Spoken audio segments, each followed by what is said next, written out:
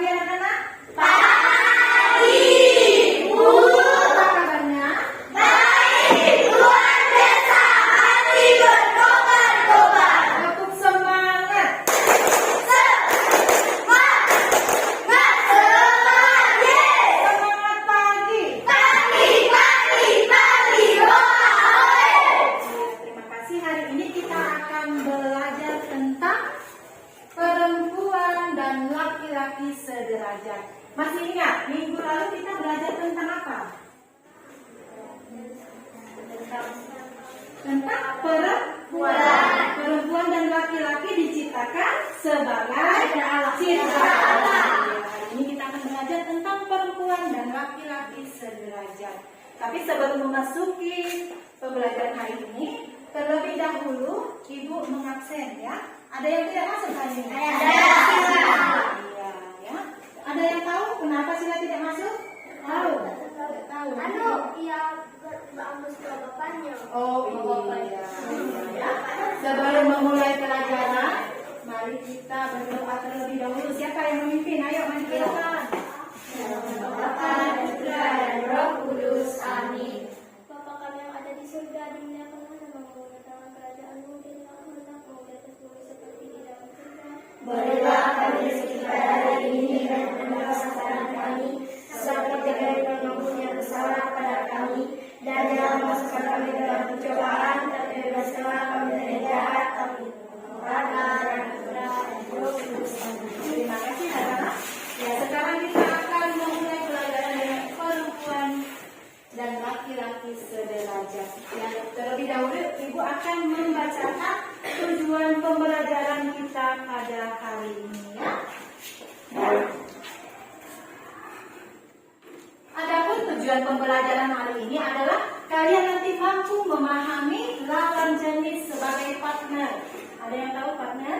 Partner adalah teman ya, yang dianugerahkan Allah untuk saling melengkapi, mampu bersyukur atas lawan jenis sebagai partner, mampu bersikap santun terhadap lawan jenis, dan saling menghormati lawan jenis sebagai anugerah Allah. Ya. Sekarang Ibu meminta kalian untuk mengamati gambar yang ada di buku sini ya. Tolong kalian amati yang pertama, gambar apa itu? Ya, siapa yang menyetirnya? Perempuan. Lalu gambar yang kedua. Iya. Lalu gambar yang ketiga. Iya, ayah sedang mengasuh anak. Lalu gambar yang keempat. Siapa? Laki-laki atau perempuan? Ya, baik. Masyarakat kita sering mendengar pendapat yang menyatakan bahwa anak perempuan lebih banyak dibatasi dalam bersikap, bertingkah laku, bahkan di dalam bercita-cita.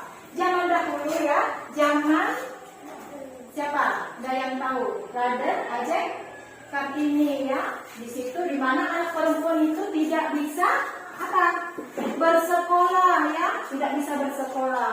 Jadi anak perempuan itu hanya berada di rumah memasak, mencuci, semua itu dilakukan oleh anak perempuan. Anak perempuan sering dilarang untuk keluar rumah. Harus bisa memasak, mencuci, menyapu, dan mengepel rumah. Sedangkan anak laki-laki lebih leluasa bermain di rumah, serta tidak diharuskan memasak, mencuci pakaian, dan menjaga kebersihan di rumah. Anak perempuan itu dianggap tidak perlu bersekolah tinggi zaman dahulu ya, karena pada akhirnya apa yang terjadi? Ya, menikah, baru berapa belas tahun harus menikah ya, yang mengurus anak dan rumah tangga. Sedangkan anak laki-laki diberi kesempatan yang lebih luas, bisa bersekolah tinggi ya, dan melanjutkan pendidikan ke jenjang yang lebih tinggi. Ketika memberi mainan juga, anak perempuan akan dipandang tidak wajar kalau membeli mainan seperti pistol mainan, mobil-mobilan, bahkan bermain sepak bola. Nah, kalau sekarang anak perempuan boleh nggak main sepak bola? Boleh kan? Iya boleh. bermain perang-perangan juga mereka tidak boleh, anak perempuan ya. Serta permainan lainnya. Demikian juga di dalam memilih pekerjaan. Perempuan zaman dahulu tidak boleh, tidak ada yang jadi guru seperti ibu sekarang kan. Seperti kalian juga, anak perempuan sekarang boleh bersekolah. Zaman dahulu tidak boleh ya. Kaum perempuan juga tidak wajar jika bekerja sebagai supir truk, pilot, atau mengganti genting rumah yang bocor, atau pekerjaan lainnya yang memerlukan kekuatan fisik. Tuhan menciptakan manusia perempuan dan laki-laki meskipun secara kodrat perempuan dan laki-laki itu berbeda, tetapi mereka memiliki derajat yang sama dan sepadan, sehingga mereka dapat bekerja sama serta saling melengkapi. Zaman sekarang pekerjaan dan profesi semakin terbuka lebar ya bagi laki-laki atau perempuan. Apa ya yang pada zaman dahulu dipandang sebagai pekerjaan dan profesi perempuan, ini dikerjakan juga oleh laki-laki, dan juga sebaliknya seperti zaman tadi ya, bahwa perempuan juga boleh apa tadi, menyetir mobil ya, boleh bekerja sebagai pramugari. Begitu juga sebaliknya, laki-laki boleh apa tadi, mengepel, boleh mengasuh. Perubahan dan perkembangan yang diberikan keleluasaan kepada laki-laki dan perempuan untuk bekerja serta memilih profesi tidak berarti bahwa perempuan dan laki-laki bisa mengubah kodratnya. Sebagai contoh, seorang perempuan mengasuh dan menjaga bayinya di rumah, dan seorang ibu bekerja sebagai apa? Truk besar. Meskipun pada umumnya pekerjaan tersebut sering dipandang sesuatu yang sangat bertentangan dengan kebiasaan di dalam masyarakat, akan tetapi pekerjaan tersebut tidak melawan kodrat ya, karena perbedaan kodrat perempuan dan laki-laki bersifat permanen dan tidak dapat diubah. Contohnya, bisa nggak kalau perempuan tidak bisa mengandung, maksudnya yang melahirkan laki-laki, bisa nggak? Tidak. Berarti tidak bisa melawan kodratnya ya. Nah sekarang kita membaca kitab suci. Ayo sama-sama kita membacanya. Tuhan Allah berfirman, tidak baik kalau manusia itu seorang diri saja. Aku akan menjadikan penolong baginya yang sepadan dengan dia. Lalu Tuhan Allah membentuk dari tanah segala binatang hutan dan segala burung di darat. Di bawahnya lah semua manusia itu untuk melihat bagaimana dia bermainnya, dan seperti nama yang diberikan manusia itu untuk sekadar melihat dia makhluk yang hidup. Demikianlah nanti nama makhluk hidup. Manusia itu memberi nama kepada segala ternak, kepada burung-burung di udara, dan kepada segala binatang hutan.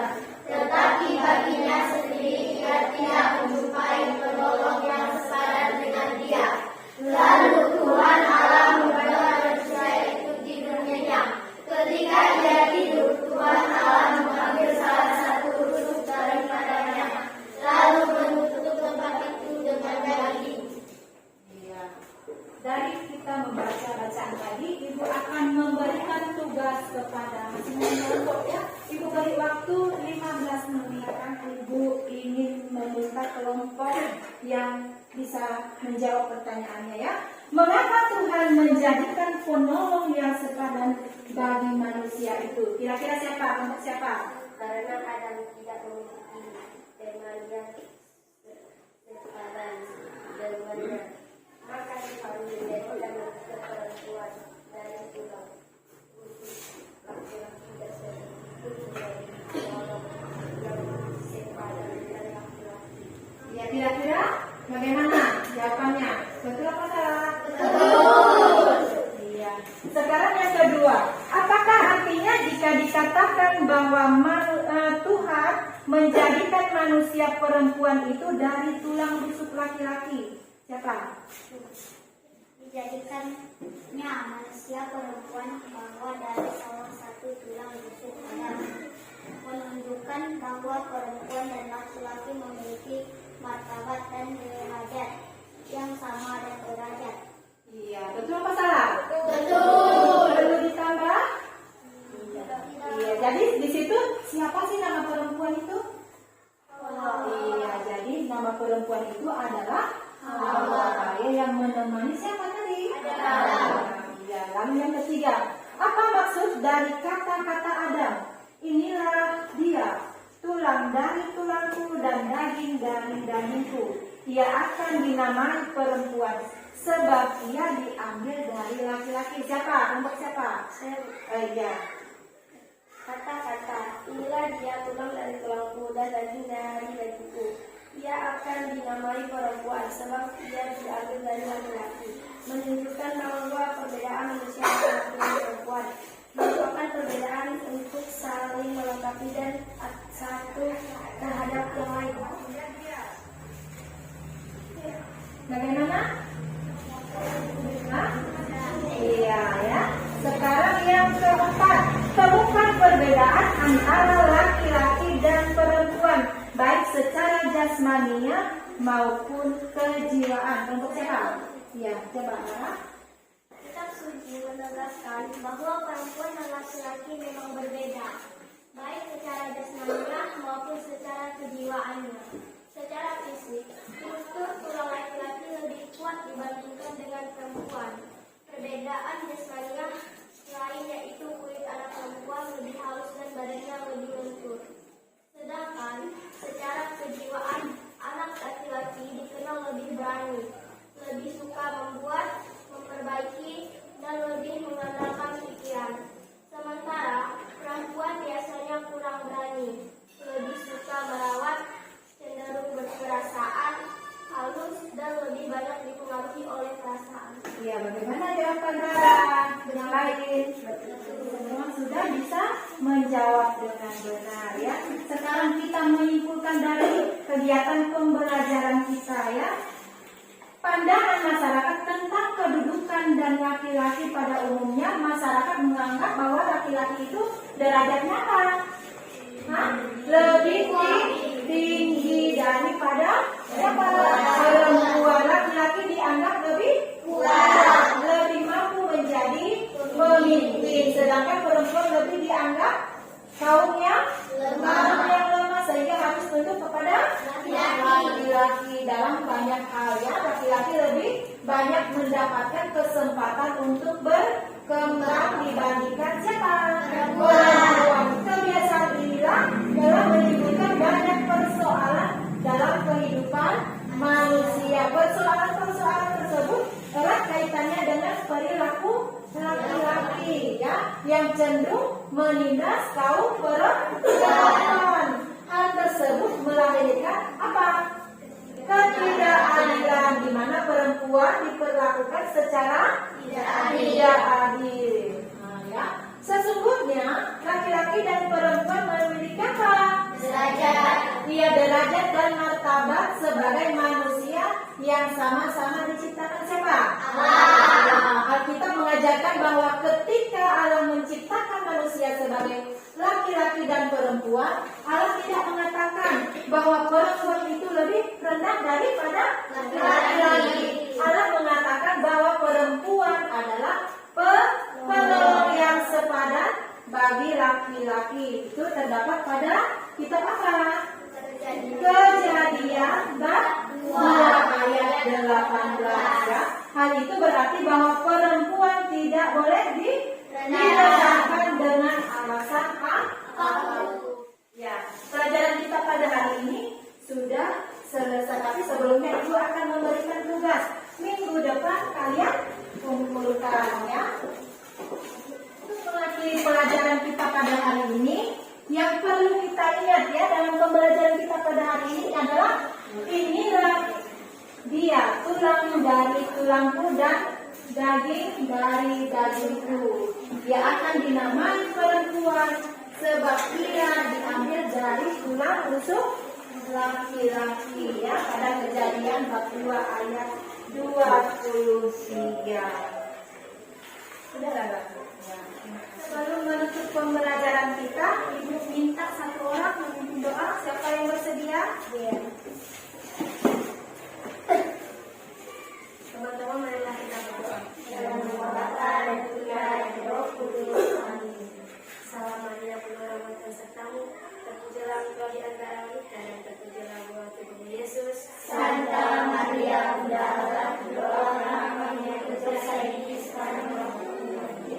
Kemuliaan kepada Bapa dan Putra dan Roh Kudus, Seperti pada permulaan, sekarang, selalu, sepanjang segala.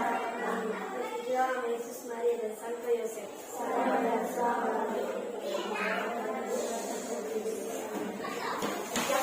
Beri salam kepada